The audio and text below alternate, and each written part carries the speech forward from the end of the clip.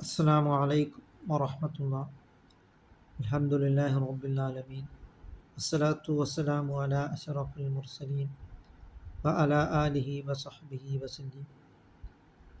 وفينا نبي يعلم ما في عديب. നമുക്കുണ്ടൊരു നബി, നാളത്തെ കാര്യങ്ങൾ എന്താണെന്ന് പറയും നബി. അങ്ങനത്തെ നേതാവാണ് സയ്യിദുനാ റസൂൽ കരീം സല്ലല്ലാഹു അലൈഹി വസല്ലം മാത്രം.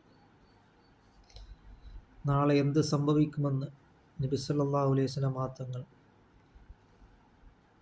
നേരിൽ പ്രവചിക്കുന്നതായ ഒരു നബിയാണ് റഹ്മത്തുൽ ലിൽ ആലമീൻ മുഹമ്മദ് മുസ്തഫ സല്ലല്ലാഹു അലൈഹി വസല്ലം മാത്രം.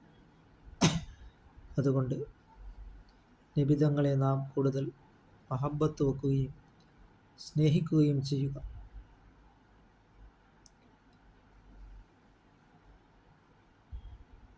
നബി സല്ലല്ലാഹു അലൈഹി വസല്ലം തങ്ങൾ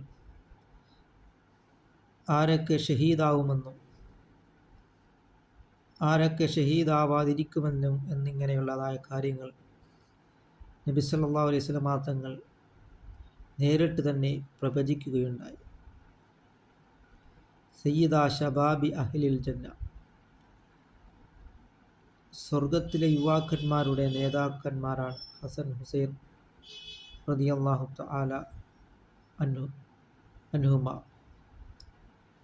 അവർ ഷഹീദാകുമെന്ന് നബി സല്ലല്ലാഹു അലൈഹി വസല്ലം തങ്ങൾ ഷഹീദാവുന്നതിന് മുമ്പ് തന്നെ പ്രവചിക്കുകയുണ്ടായി.